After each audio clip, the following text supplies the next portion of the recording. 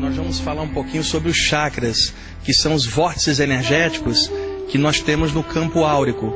Isso porque existe uma energia cósmica que interpenetra todas as coisas e que, quando interpenetra o corpo humano e tudo na natureza, plasma energeticamente aquilo que encontra.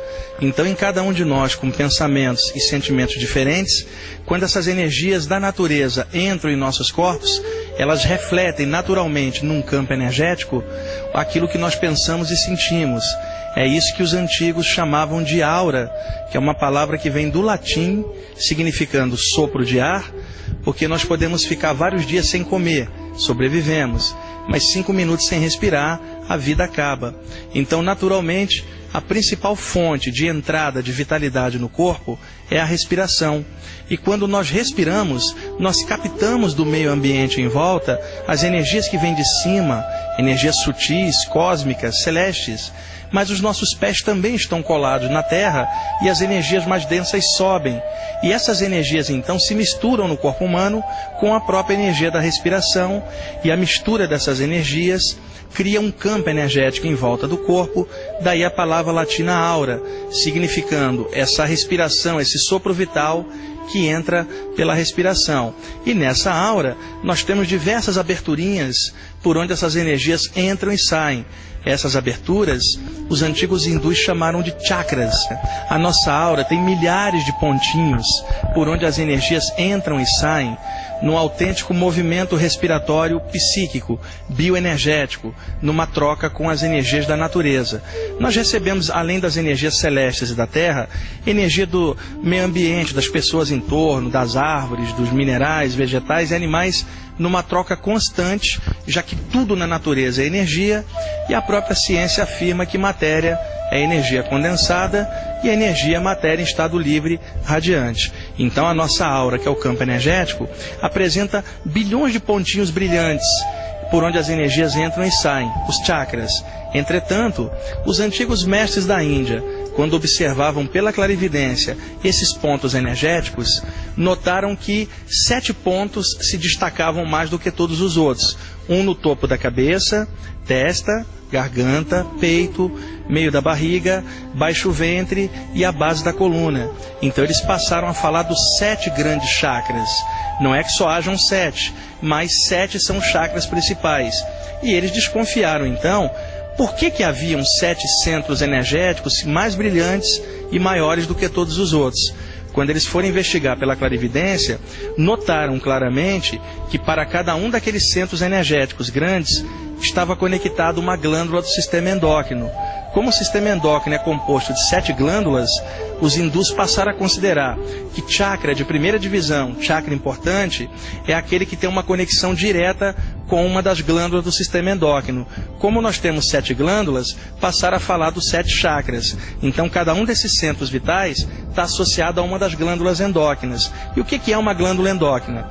Uma glândula capaz de produzir hormônios, que são agentes bioquímicos, que ao viajar pela corrente sanguínea, estimulam as diversas funções do metabolismo.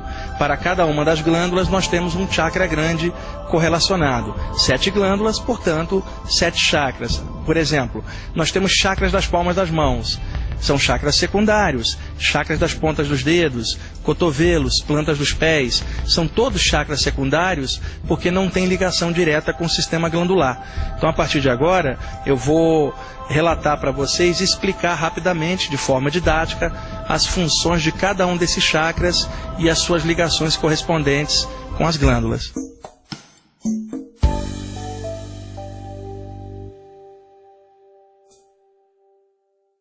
Bom, no conjunto de chakras, eu vou começar pelo topo da cabeça, e normalmente quando se faz estudos de Kundalini, que é a energia que vem da terra e sobe pela base da coluna, e que através de práticas yogis pode despertar diversos estados de consciência profundos e capacidades parapsíquicas, num estudo desses, começa-se falando do chakra da base da coluna e vai subindo.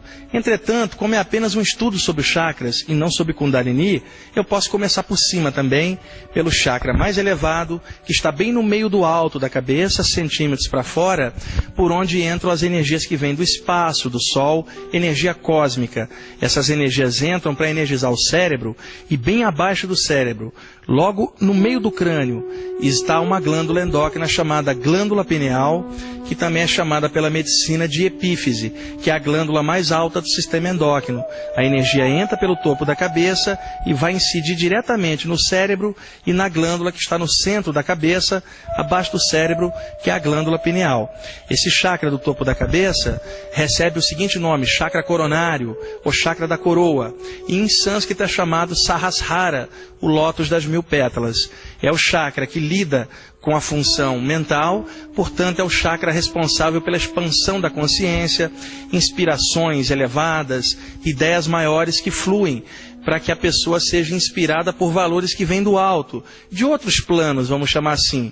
Logo, é o chakra mais importante do sistema e é o único que aponta para cima, talvez como que avisando que o nosso lugar não é aqui, estamos aqui por um tempo, mas como espíritos, consciências espirituais em essência, um dia partiremos de volta para casa, pelo topo da cabeça, para outros planos.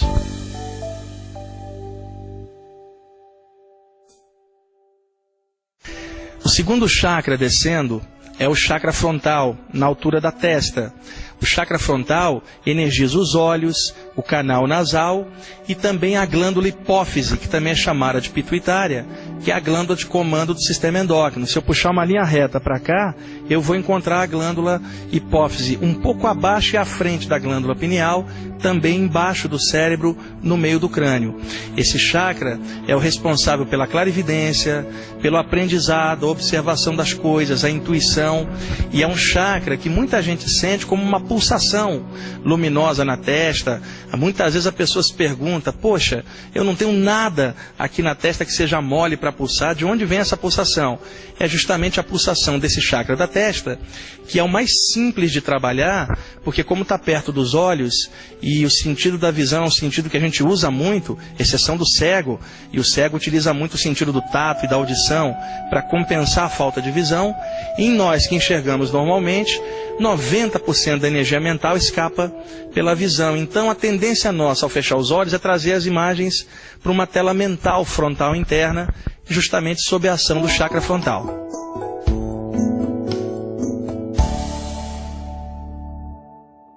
Descendo, nós vamos encontrar o chakra da garganta, o chakra laríngeo. Esse chakra energiza cordas vocais, laringe, faringe, traqueia.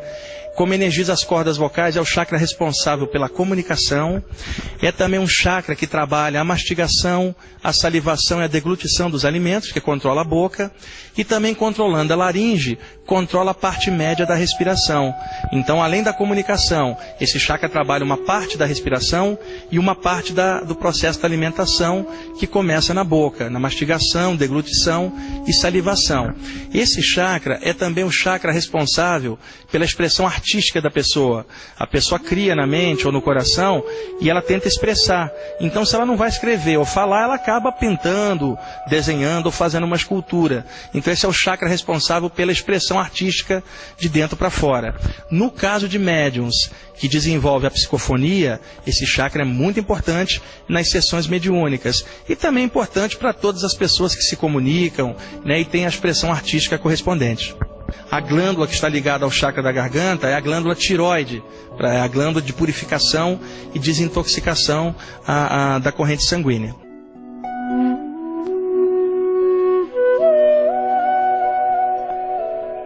O chakra cardíaco está situado no meio do peito. Naturalmente, ele controla toda a área cardiorrespiratória. Seria mais apropriado chamá-lo de chakra peitoral, porque em muitos desenhos sobre chakras, desenha-se esse chakra à esquerda no coração, mas na verdade é bem no meio do peito, abrangendo toda a área peitoral. Além de energizar o sistema cardiorrespiratório, energiza a glândula timo. E também é o canal de expressão de nós todos de sentimento. Daí você fala, te amo do fundo do meu coração, expressando os sentimentos que vêm do fundo da alma alma, mas que a gente acha que estão no coração. O canal para fluir isso é o chakra cardíaco. Descendo, o chakra umbilical, é o quinto chakra de cima para baixo. É o chakra que está um dedinho acima do umbigo. Esse chakra energiza toda a área abdominal e, consequentemente, todo o aparelho de digestão.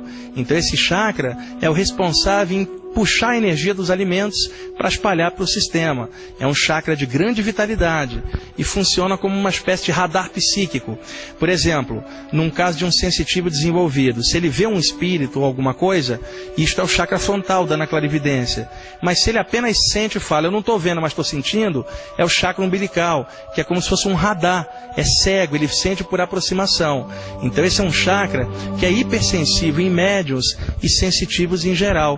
Então um chakra precisa estar cheio de luz, e a forma da pessoa fazer isso é meditar em cada área que eu estou comentando, de cada chakra, pulsando luz branquinha ou amarela de dentro para fora, para poder limpar o chakra e deixá-lo funcionando normalmente. O chakra sexual na altura do baixo ventre energiza toda a área geniturinária, é o chakra responsável pela reprodução sexual e é um chakra que, é óbvio, está ligado à troca sexual e ao controle de líquidos do corpo humano, porque como esse chakra energiza as vias urinárias, ele é responsável por expelir, os líquidos para fora do corpo pela urina. Ele é o chakra que faz a filtragem dos líquidos que viajam pelo corpo, e nem precisa dizer que o corpo é 70% de líquido, então esse chakra é responsável pela filtragem do sangue e a circulação da energia do corpo. E, diga-se de passagem, independe da pessoa ter atividade sexual ou não, esse chakra funciona também na parte urinária, e todas as pessoas precisam urinar. Então tem às vezes alguém que fala, olha, eu não mexo com esse chakra, não faço. Não, você precisa pelo menos urinar. Então esse chakra tem função geniturinária.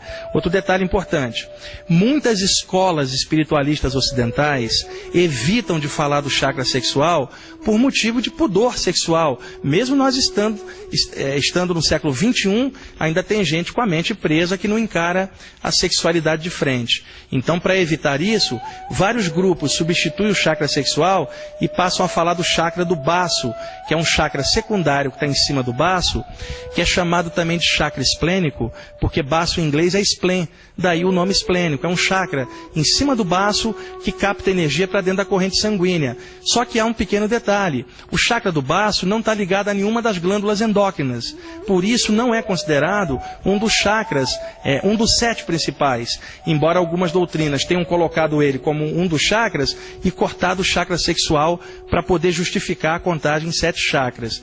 Por todo o Oriente, vocês vão ver livros falando do chakra sexual e não do baço. Então, dependendo do autor do livro que você lê, se fala por um prisma oriental, fala do chakra sexual e não fala do chakra do baço.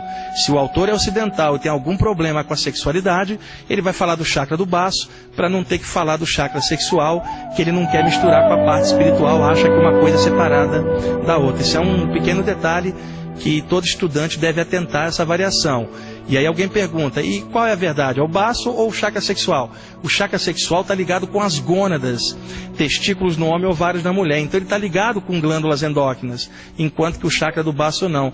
Essa é a chave para qualquer estudante perceber se um chakra é de primeira linha ou não. Finalmente, o chakra da base da coluna, que está situado na base do osso cóccix, na base da coluna. Sua extensão se abre na altura do períneo, entre a área genital e sexual, na direção da terra. Para quê? Captar energias que vêm de baixo para cima. É o único chakra que está para baixo, exatamente por isso. Capta energia, essa energia sobe pela coluna e na subida pelas costas, energiza 2 glândulas que estão sobre os rins, que são as glândulas suprarrenais. E as suprarrenais projetam dentro da corrente sanguínea o hormônio adrenalina, quando a pessoa está com medo ou quer enfrentar um perigo para reforçar o corpo. É o instinto de sobrevivência, a descarga de força a mais pela adrenalina feita pelas suprarrenais. Então, quando a energia sobe da base da coluna, ela pega as 2 glândulas suprarrenais em cima dos rins e aí equilibra o sistema da maneira que deve. Então essa é uma descrição bem didática, bem simples, dos 7 grandes chakras, e é claro que cada chakra desses poderíamos levar um tempão falando, mas o objetivo dessa pequena passagem de informação é só clarear um pouquinho para as pessoas sobre os chakras, e existem muitos livros bons que as pessoas podem pesquisar hoje em português sobre o tema. Eu espero que essa pequena explicação tenha sido útil para vocês, tá bom? Um grande abraço.